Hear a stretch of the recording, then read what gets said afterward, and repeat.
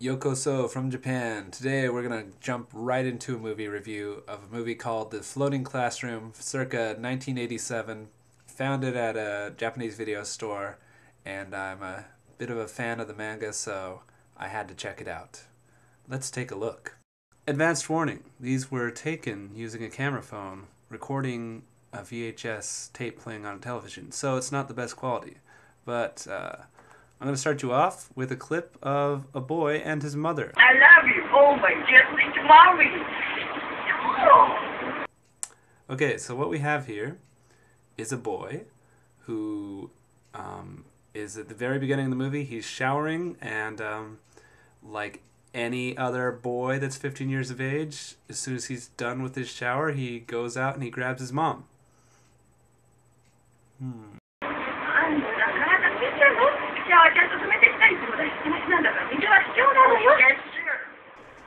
Yes, incidentally, this was the point at which I decided that I had to grab the camera phone and show everybody this horrid movie. But, oh, it gets crazier, believe me. Yeah, so, you can see how this would happen in a Japanese family. Yeah, that was a butt.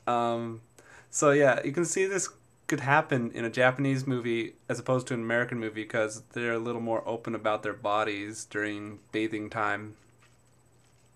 Let's move on. This wonderful still will start off the next scene intro. Everything in this movie is based off a horror manga by the godfather of Japanese horror, Umezu Kazuo. And yeah, this is the start of their day. They find out that their teacher's gonna get married, and you know, I rented this from the horror section, so I was expecting a horror movie. But let's see what we get when the teacher is outed for being engaged. These are their reactions to the news. Okay. Yeah?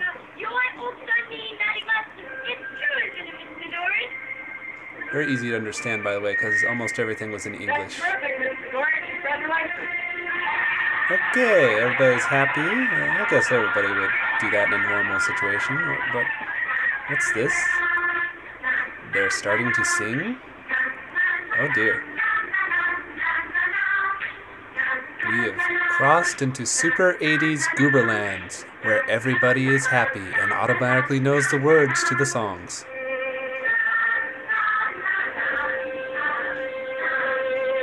He's crushed, by the way, because he's in love with her. But their relationship goes nowhere, because they both die. Did I spoil the ending?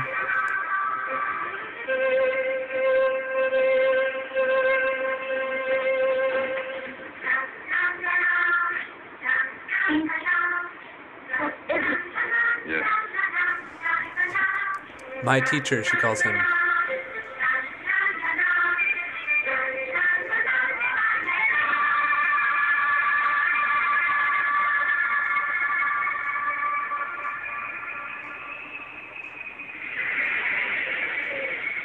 Ah, foreboding lightning. It means that scan bars are going to come on the TV screen when I'm trying to record. Sorry about that. This is when it starts to try to be a horror movie. So to bring you up to speed really quickly, what happens is the girl that was going to offer the flowers to the lady getting married gets sucked out the window by some strange force, and there's lightning everywhere, and there's a catastrophe, earthquake, they feel like. And when they wake up, there's sand everywhere. And what they don't know yet is that they are in the distant future. Sort of. But they know this because the janitor goes out into the desert and he finds his dog's bones. And somehow, while the rest of civilization turned into a giant desert, the dog's bones somehow survived in that spot for some, I don't know, 10,000 years with the collar. And the collar is not rotted. The collar is the one thing on the dog that stays there. And that's how they know there's a time slip. A time slip. Time slip? Oh, neat. Oh, yeah. A time slip. Oh yeah, a time slip. Every elementary kid knows about that. It's so simple. And then, despite everybody's joviality, the janitor just cries over his dog like a jerk. Later, he becomes one of the villains, of course. So this is the part where they find the other survivors in the other section of the school. The tailies, I like to call them. And everybody's really unappropriately happy, especially Grandma. She's just delighted to be in another dimension. Silly Grandma. So later, Grandma is one of the people that steals food, along with the fat kid. They're like the Hurleys of this universe. There's a lot of parallels to Lost here. I'm wondering if the producers of Lost just ripped off this show. This is the little brother of the boy, the main character, and somehow he was at the school. It makes no sense, and he's riding around on a tricycle, and he never suffers at all, unlike the other students. Okay, moving on. They are getting desperate and rationing their water, and this is the Jerry Curl kid trying to buy more water. Take a look at the bank he's using. Yeah, that's interesting for a black kid to use. Alright, besides some very horrible dialogue, and I'm still impressed with the kids for speaking as much English as they did. Anyways, this is the 80s villain. He's a preppy, so you can tell that he's evil.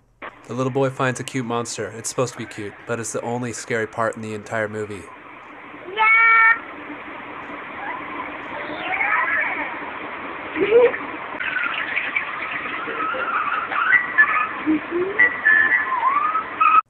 And in case you didn't catch it, that was a very horribly disturbing scene because the monster is giving the boy water for a bath.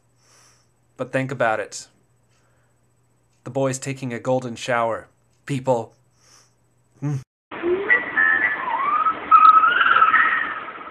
Don't be happy, he peed on you.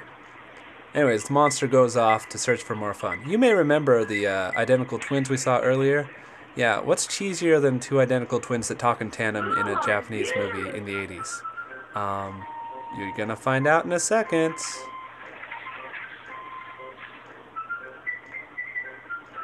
Here we go. Oh, it's another set of Japanese twins. And they talk in tandem too. And here the monster gets on its back and he pees on them. And they're very happy for their golden shower. They're going to grow up to be great salarymen, I tell you. Okay, enough of this smut.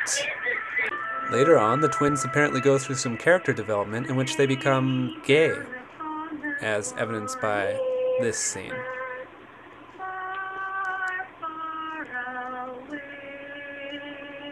Yep.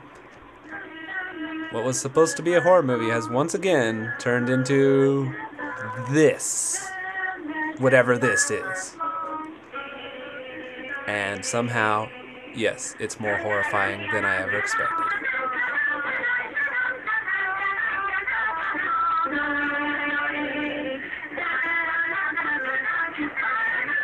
But life's not all about singing and being peed on by strange monsters, so some of the boys go out to explore their world to try to find a way out. They find a tornado that is the embodiment of the time slip, and, well, take a look what happens when you try to drink from a time slip. You get turned into a skeleton. So let's fast forward to the end of this debacle, where they're standing outside ready to challenge this brave new world of theirs. And all the adults are dead. Everybody's dead except for these kids. And somewhere they got burlap sacks and made them into outfits, even though they had clothes. It makes sense.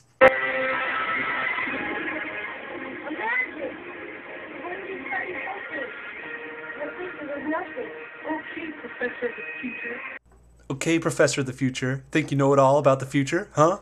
Yeah, tell that kid that time magic warped his face off? You're real smart, aren't you? Time Professor.